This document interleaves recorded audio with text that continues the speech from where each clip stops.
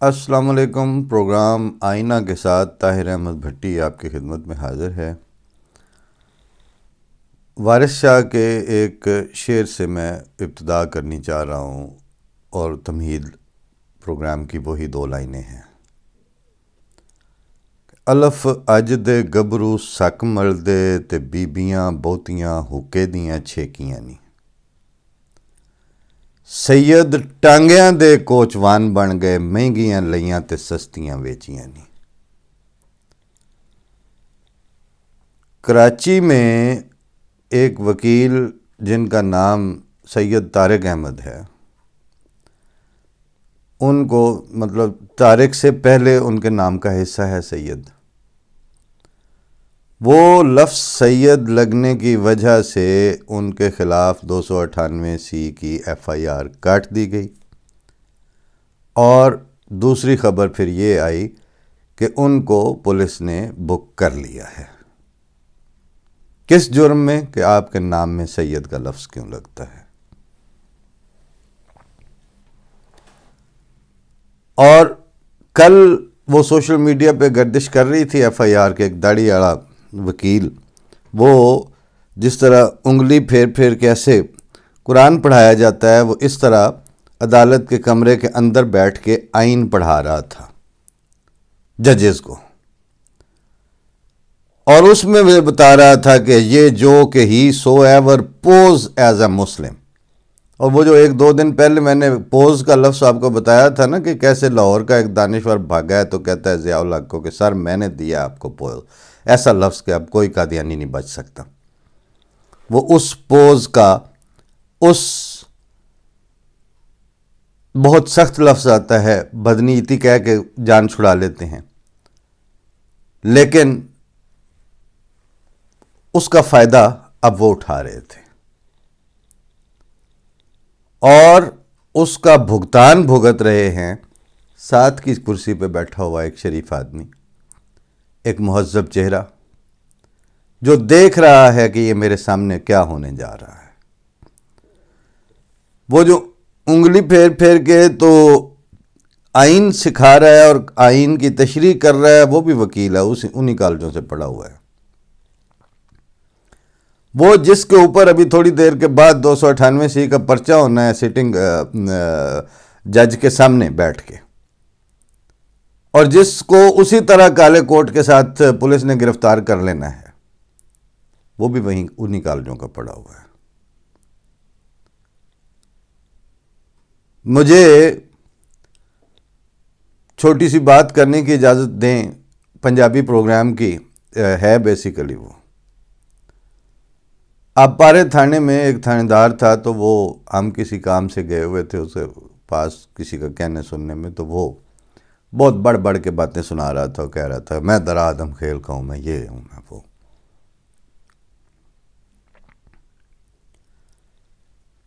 तो मेरे एक चचा मरहूम हो गए हैं, वो भी पुलिस लाइन में ही थे, और उनका तारुफ ये था कि किसी ने कहा कि मैंने इस्लामाबाद जाना है सैफुल्लाह को, तो उनके कज़न हमारे दूसरे चचा से किसी ने कहा कि एड्रेस उनका दे दो मुझे, मैंने जाना है किसी काम से। तो वो कहते हैं एड्रेस तो मुझे उसका कोई नहीं पता कहाँ पे है, क्या होते हैं वहाँ के सेक्टर और स्ट्रीट और इस तरह के। तो तू इंज काम करी फैज़ाबाद बस तो थले ले के ना, तो वहाँ दो तरह की यूनिफॉर्म वाले बंदे होंगे, एक काली वर्दियों वाले पंजाब वाले होंगे, वो पिंडी है। परली तरफ करोगे ना तो वो इस्लामाबाद वाले नीले रंग की उनकी वर्दी हैं। तो तुम किसी सिपाही से जिसकी वर्दी नीली हो उससे पूछ लेना मैं सैफुल्लाह पटियाल जाना है। अगर तो उसने तुम्हें बता दिया और छोड़ दिया तो फिर चले जाना, और अगर ना छोड़ा तो उसकी तरफ जाने की ज़रूरत भी कोई नहीं है फिर। यानी वो इतना जाने जाते थे, अभी भी, अब फौत हो गए हैं 1-2-4 साल पहले। वो सैफुल्लाह भी वहीं थे और मेरे साथ ही थे। बात मैं कर रहा था उस थानेदार से, तो मैंने उनसे कहा, जब वो बार बार दरा आदम खेल तो मैं हम ये कर देते हैं हम वो कर देते हैं सुना रहा था, तो मैंने फिर वहाँ पंजाबी में ये कहा, मैं कि गो जो होती है वो एक जानवर है जो आम तौर पर कुछ लोग खा भी लेते हैं। और सांसी एक किस्म है, वो बस किसी ज़माने में यहाँ बड़े सगीर में वो मुसलमान हो गए थे, और जब वो मुसलमान हुए तो उनको यही कहा गया कि लंबा चौड़ा काम तुमने कोई नहीं करना, एक वन टाइम आपके ऊपर काम है कि आपने कलमा पढ़ना है, ला इलाहा इल्लल्लाह मुहम्मद रसूलुल्लाह, और दूसरा आइंदा ज़िंदगी में अब आपने चूँकि कलमा पढ़ लिया है तो कुत्ते बिल्ले नहीं खाने, और ये जो गोश्त और इस तरह की चीज़ें ये नहीं खानी, हलाल हराम की कुछ तमीज़ करनी है, बाकी आप ठीक हैं वो करते, तो वो मुसल्ली हो गया। मतलब है ये नमाज पढ़ने वाला और मुसलमान हो जाने वाला सांसी से। अभी उसको वो कलमा पढ़े और वो मुसल्ली हुए कुछ ज़्यादा दिन नहीं हुए थे, तो वो कहीं गया बाहर, तो उधर पानी शानी जहाँ लगाते हैं खेतों को, तो चांदनी रात, और जनाब गो एक जो है वो सड़क के ऊपर कच्चे रास्ते, पया उसे कहते हैं, पये के ऊपर ज़मीन से ऊंची हो गया, हवा को एंजॉय कर रही है और देख रही है उसका रास्ते में। तो वो गो की तरफ देख के कहता है, तू जे ओ ही है, जे अज मैं भी ओ ही होंदा तेरी की जरूरत है मेरे राह चेंज करके खलोवे आ, तू मैं तेनों कई दा टप्पा मार के हुणे खा जाना सी, शाम दी आंडी तू ही होना सी साडी। वो थानेदार को मैंने कहा, मैं आख्या गल ये वे कि ये जिहड़ियां गल्लां तू पे करना है, तू जे ओ ही है, जे अज मैं भी ओ ही होंदा। फर्क सिर्फ इतना पड़ा है कि हम अब वो नहीं रहे, वरना जिस दरा आदम खेल की तुम बात कर रहे हो, वहां जाके मेरे चचा ने 20 साल अपना घर बना के रखा है, जो पंजाब से इश्तिहारी होके जाता था, और तुम्हारे लोग हमारे गांव में आके पना लेते रहे, परवाह ही कोई नहीं थी, हमें तो तुम्हारी कोई परवाह नहीं। उस बदनीयत वकील को बिलो द डिग्निटी उस दफ्तर में बैठ के और इंतहाई घटिया तरीके से आइन की तशरीह करते हुए देखकर, और साथ उसी वकील को बैठे हुए अहमदी को, जिसके थोड़ी देर के बाद उसको पता है कि अब मेरे ऊपर पर्चा होगा, मुझे एग्जैक्टली यही बात याद आ रही थी कि तू जो ही है, जे अज असी भी ही होंगे, तो तेरी की जरूरत सी कि तू ये तर्जमे कर करके सन दस दूं। अब कमिंग टू द एकेडमिक्स, गलतुल आम हो चुकी है यह बात कि आइन ने अहमदियों के साथ यह किया हुआ है। किताबें खोल खोल के काले कोट के साथ तुम बता रहे हो। सबसे पहला सवाल यह है कि आइन में इसमें से कुछ भी नहीं है जो तुम बात करते हो। आइन में वो सेकंड अमेंडमेंट है जिसमें यह कहा गया था कि for the purpose of law and constitution Ahmadis are not Muslim. यह बात हुई थी भुट्टो के दौर में आइन में अमेंडमेंट करके। यह बात अभी मजीद क्वेश्चनेबल है और आज तक है और उस वक्त भी थी कि आइन का आर्टिकल 25 आपको यह इजाजत नहीं देता कि आप स्पेसिफाई करके पब्लिक को टारगेट करके कोई कानून बनाएं और वो कानून उनके बेसिक ह्यूमन राइट्स से मुतसादिम हो। To profess a faith is a basic human right. मैं क्या अकीदा रखता हूं और उसका इजहार करना किसी खिताए ज़मीन की सतह ज़मीन के ऊपर, यह मेरा बुनियादी इंसानी हक है, मेरी शख्सी आज़ादियों का हिस्सा है। और मैं क्या तशरीह अपने लिए मुनासिब समझता हूं वलाकिन रसूलुल्लाह व खातमुन नबिय्यीन की, और मेरे नज़दीक कौन सी तशरीह साबकीन में से ज़्यादा करीने क़यास है, यह मेरा राइट है, यह किसी और का राइट नहीं है।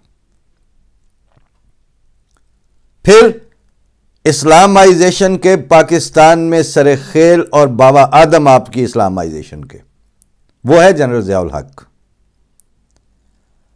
मैं पहले अर्ज कर चुका हूं कि उसने ये बयान पूरे पाकिस्तान के मीडिया मालिकान और अखबारों के एडिटर्स और रोज़ाना अफ्तरोज़ा के जो एडिटर्स थे उनके प्रेस कॉन्फ्रेंस या उनके प्रेस मीटिंग के दौरान दिया कि मैं अपने इस्लाम के लिए किसी के सर्टिफिकेट का मोहताज नहीं हूं और मैं अपने मुसलमान होने के लिए किसी सियासी फोरम और सियासी पार्टी और किसी शख्सियत के सामने, किसी मौलाना और कोई ANP के सामने जवाबदेह नहीं हूं।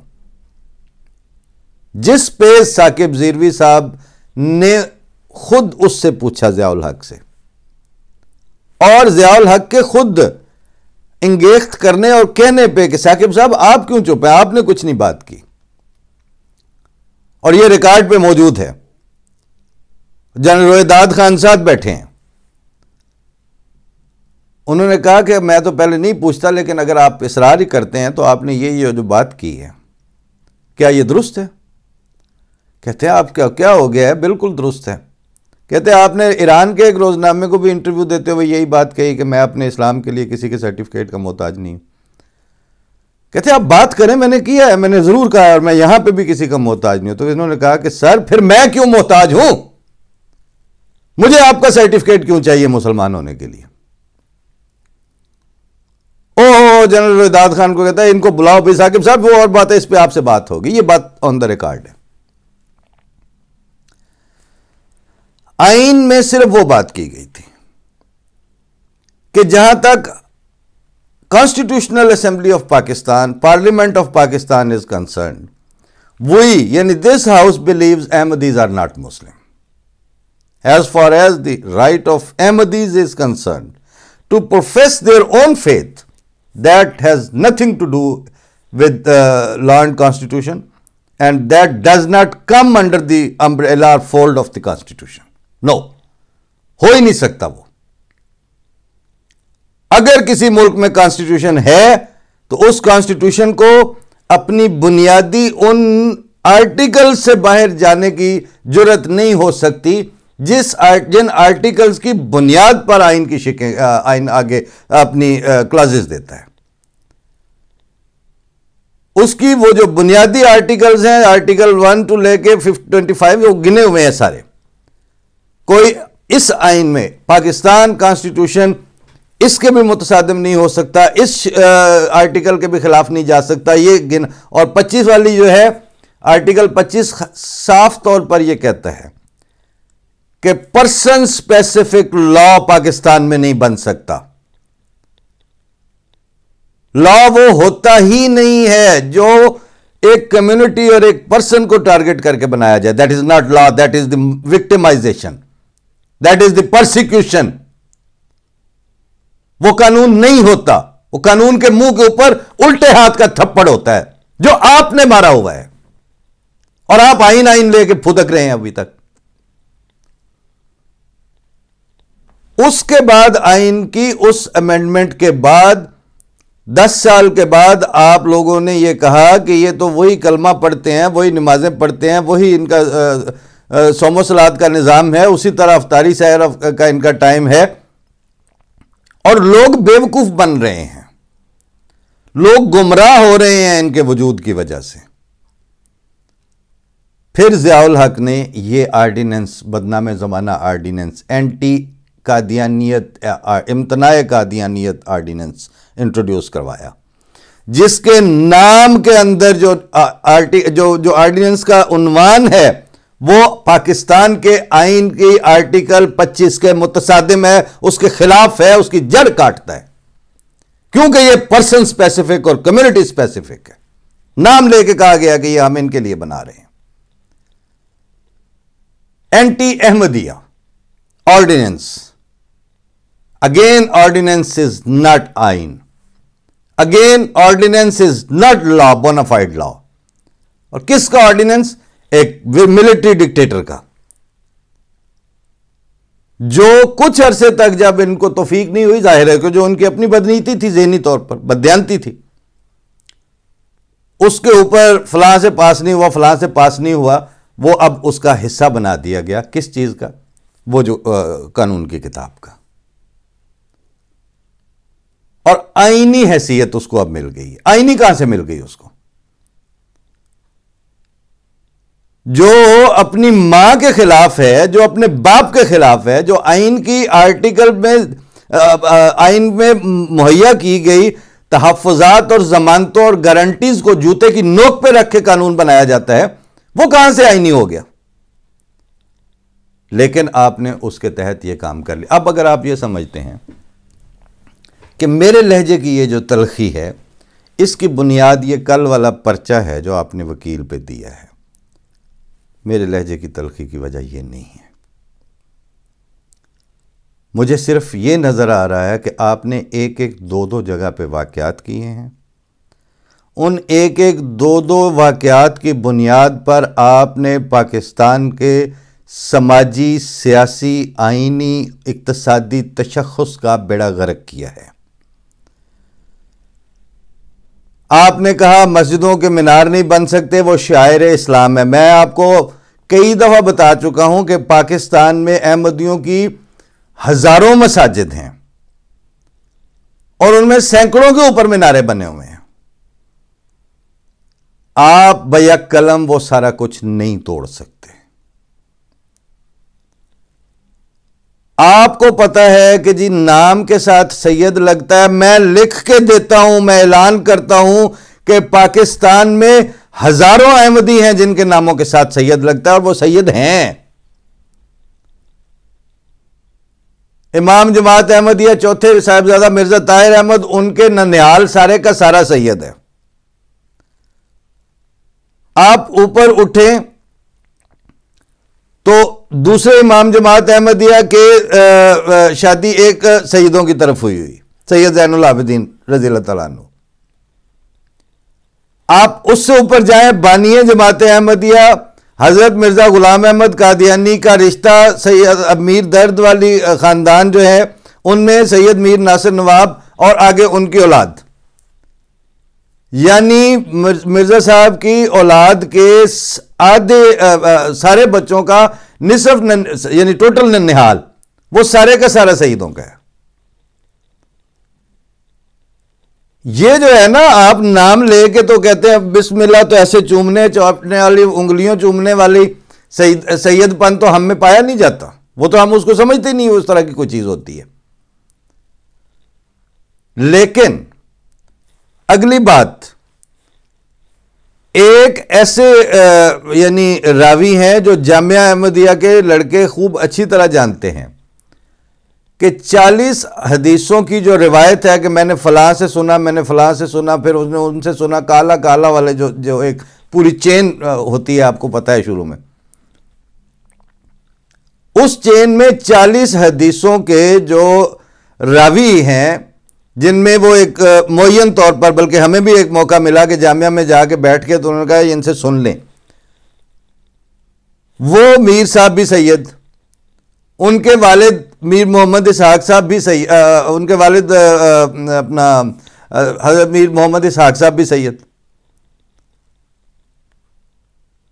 इससे क्या मतलब, अब ये नामों के साथ तो लगा हुआ है, एक के साथ नहीं, सारों के साथ, बहुत सारों के साथ। लेकिन जिस तरह आपने चंद मस्जिदों के मीनारे तोड़ के, चंद कब्रिस्तानों के कतबे मिस्मार करके पाकिस्तान के तशख़्ख़ुस का बेड़ा गर्क किया और पाकिस्तान को लिवेबल कंट्री ना होने के सर्टिफिकेट पर अपने करतूत और किरदार से दस्तखत किए, इसी तरह आपने कोर्ट ऑफ लॉ के अंदर बैठे हुए उसी यूनिफॉर्म, उसी काले कोट में, सिर्फ यह कि उस कोर्ट के अंदर जो आदमी था उसने अब गो खानी छोड़ दी है, उसने अब कलमा पढ़ लिया है। वरना वही तुम थे, वही हम थे। मीर ने कहा वजह बेगानगी नहीं मालूम, तुम जहां के हो वहां के हम भी हैं।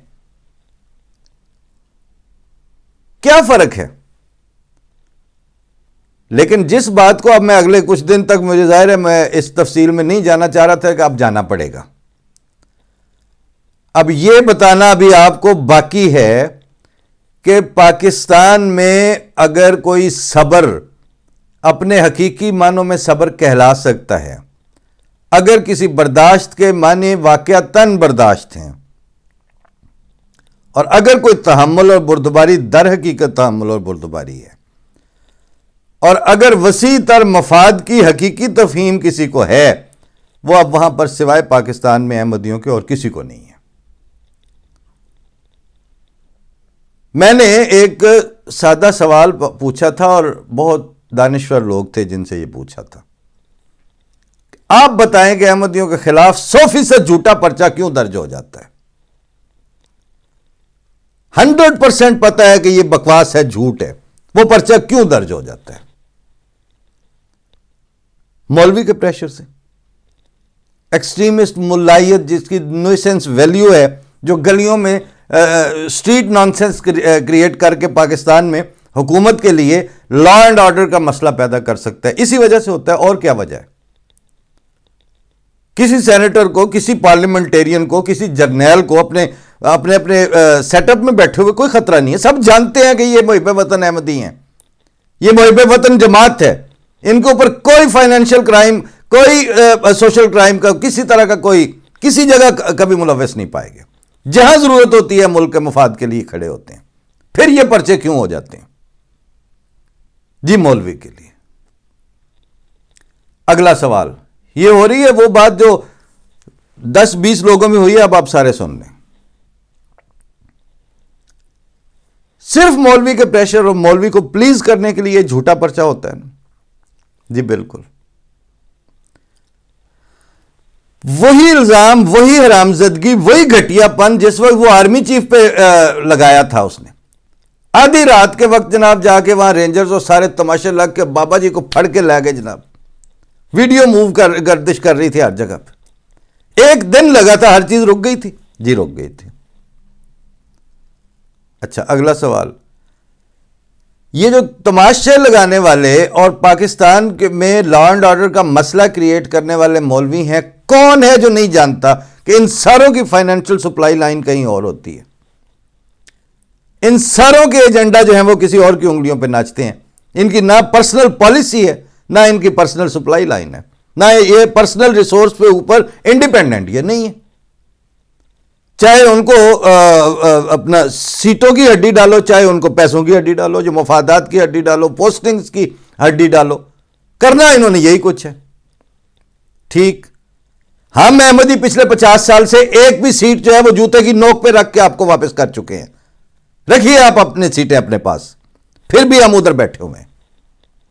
हम अहमदी किसी एक प्रोजेक्ट में भी आपसे माली तौर पर कोई फायदा नहीं उठाते, ना आपसे किसी फायदे की उम्मीद रखते हैं। हम अहमदी हर बुरे वक्त में आपको करोड़ों रुपए के चेक्स जो हैं वो आपकी नेशनल कॉजेज में डिपॉजिट करवाते हैं।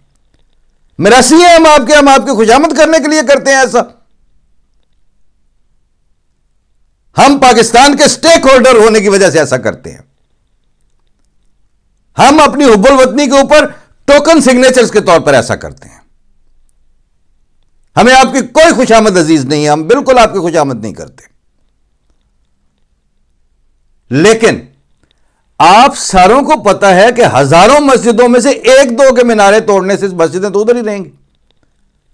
सैकड़ों हजारों कब्रिस्तानों में एक आध के कतबे मिस्मार करने से अहमदियों को मरना है, होते दफन होना है।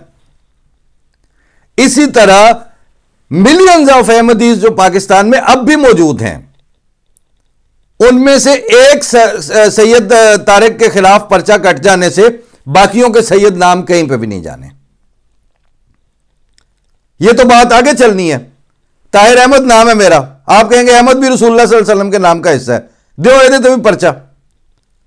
इसका मतलब है यूनानिमसली अगले दिन सारे पाकिस्तान के अहमदियों के खिलाफ पर्चा हो सकता है, क्योंकि हरनाम सिंह तो हम नहीं है।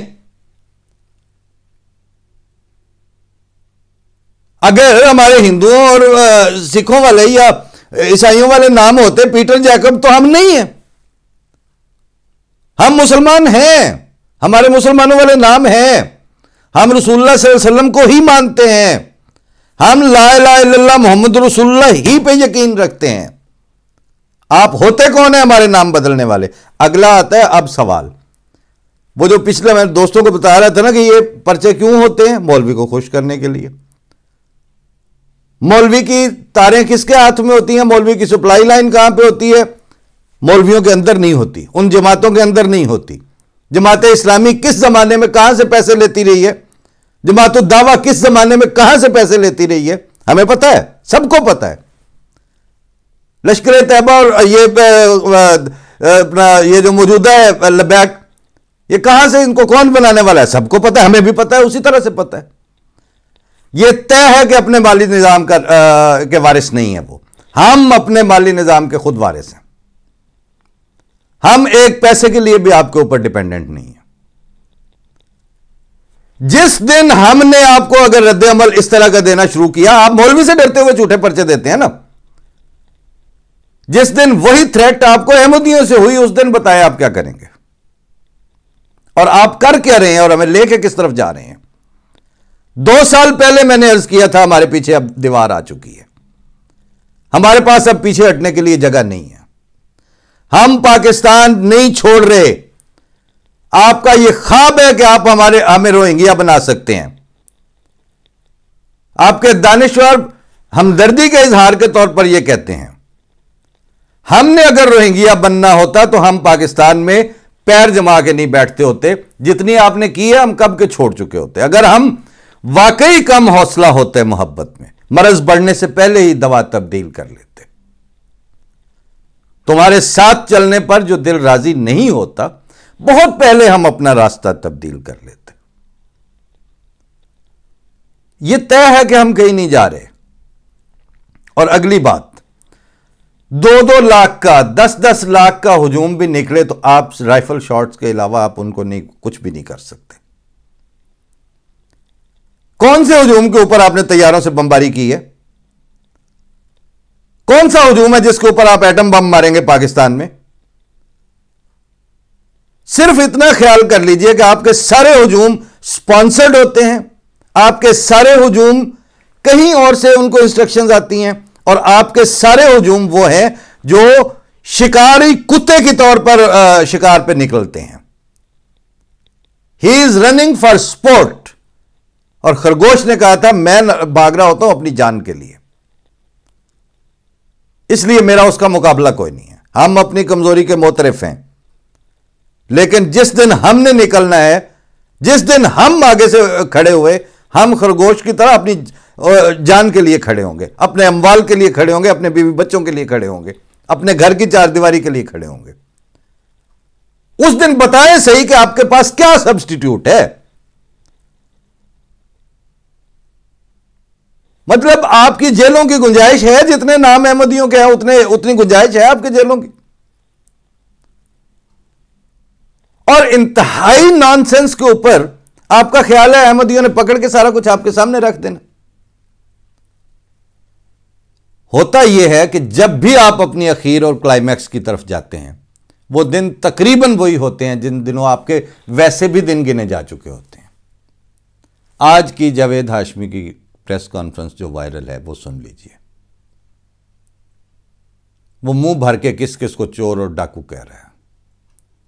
वो सीजन्ड पॉलिटिशियन सम अप कैसे कर रहा है पाकिस्तान के सिनारियो को। आप वैसे बचते नजर नहीं आ रहे। हम सिर्फ ये चाहते हैं कि हमारे हाथों पे आपका खून नहीं होना चाहिए। हम सिर्फ ये चाहते हैं कि बचने वाले काम तो अब आपके नहीं हैं। हम नहीं बल्कि ये चाहते, खुदा ताला की तकदीर तकरीबन इस तरह चाहती नजर आ रही है। अल्लाह ताला हमें आपके हाथों गंदा नहीं करवाएगा। अगर अल्लाह ताला ने हमें आप लोगों के साथ हैंड इन हैंड और दू बदू और दस्त बदस्त होने की इजाज़त नहीं दी हुई थी, तो ये उसकी शान हकीमियत से और उसके मालिक कुल और इक़्तिदार हकीकी से बईद है कि वो हमारे हाथ बांध के अब हमें आप दरिंदों के सामने फेंके। ये उसकी शान करीमी से बईद है। दो में से एक बात है, या वो हमारे हाथ खोलेगा, साहिब इज़्न हम में मौजूद है, हम में वो शख्स मौजूद है, वो खलीफा मौजूद है जिसको हम खुदा का खलीफा बनाया हुआ समझ के उसकी बैत को निंदा है हम। और साहिब इज़्न इस जमाने में वो है, पाकिस्तान का नहीं पूरी दुनिया में साहिब इज़्न वो है इस वक्त। तो या तो वो अपने साहिब इज़्न के ज़रिए इज़्न देगा और उज़िना लिल्लज़ीना युक़ातिलूना बिअन्नहुम ज़ुलिमू का वक्त आएगा। और अगर अल्लाह ताला की तकदीर में ये नहीं है तो हमारे हाथ पुश्तों पे बांध के दरिंदों के सामने हमें वो नहीं फेंकेगा, फिर वो आपके साथ वो सलूक करेगा कि हम बंदे हाथों के साथ भी आप पे आंसू ही बहा सकेंगे। फिर आपका अंजाम बहुत बुरा है। फिर आपके साथ जो होने वाली है ना, वो जाते जाते आप सुन लीजिए कि वो भेड़ के पीछे लग गया बघियाड़, वो भागी बेचारी, आगे दलदली जमीन थी, वो फंस गई, कुछ 10 फुट के फासले पे बघियाड़ भी फंस गया। अब खा सकता नहीं था तो कहता है मासी साढ़े नाल बड़ी नहीं भैड़ी हुई। अब वो उसको भेड़ को मासी बना लिया, कहती नहीं पुत्र हल नहीं हुई। वो मेरे मालक पिछे आ रहे हैं, उन्होंने को लम्बे लम्बे डंडे ने, उन्होंने मैनू धो धू के इथों बाहर कढ़ लेना ते टंबियां नाल उन्हें जो तेनू कुटना भैड़ी उदों होनी है, हाले भैड़ी नहीं हुई। बात यह है कि डरो उस वक्त तो कि वो साडा मालक जिहड़ा उन्हें सन ते इस दलदल चों धो धू के बाहर कढ़ लेना, लेकिन जिस वे वो आया मदद में उस थान कोई नहीं छड़ना। ਉਹਦੇ डंडे तो ਉਹਦੀ लाठी वाकई बड़ी बेआवाज है। And at this moment of the time आप इन हरकतों से उसके ऊपर मोहर तस्दीक शब्द करते हुए नजर आ रहे हैं, वरना ये तुक कोई नहीं है। सैयद तारक जी पर्चा दो, और वो FIR अब आ चुकी है। यानी एक तरफ की FIR दर्ज होने में, पीछे वो इमरान खान पे हमले की FIR 8-8 10-10 दिन दर्ज नहीं हुई। ये सुबह के वक्त हमने वो वीडियो देखी जिसमें वो तशरीह करके दिखा रहे हैं वकील, और शाम को पुलिस ने बुक भी कर लिया है, FIR दर्ज हो गई है। जिसकी ग्रेस, जिसका वकार, जिसकी इज्जत और जिसकी जान और जिसकी माल और जो चार दीवारी है वो इतनी सस्ती आप समझते हैं, वो वहां पे पाकिस्तानी अहमदी है। अब अगर अल्लाह ताला ने भी हमें हमारे इस सारे कुछ को आप लोगों के हाथों इतना ही सस्ता बनाया तो हम उसकी रज़ा पे राज़ी हैं। हमें उसके हम हज़रत बानी जमात अहमदिया फरमाते हैं मैं अकेला था, मैं अपने पर नाराज़ नहीं था। क्या वो मुझे छोड़ देगा? कभी नहीं छोड़ेगा। फिर जो आगे फरमाया है नादानो और अंधो, मुझसे पहले कौन सादिक ज़ाया हुआ जो खुदा ताला मुझे ज़ाया करेगा?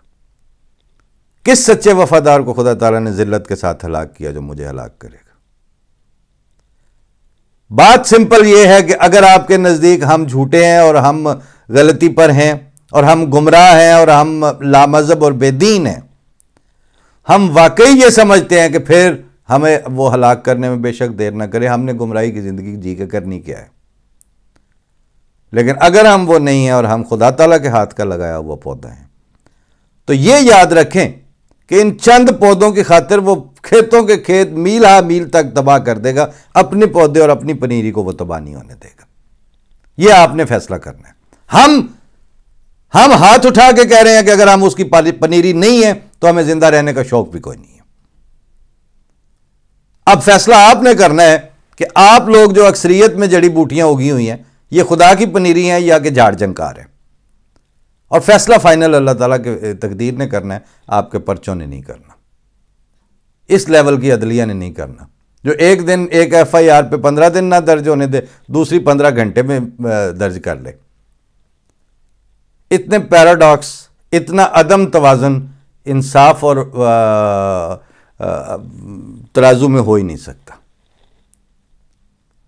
उस सारे की कैफियत इससे साबित है।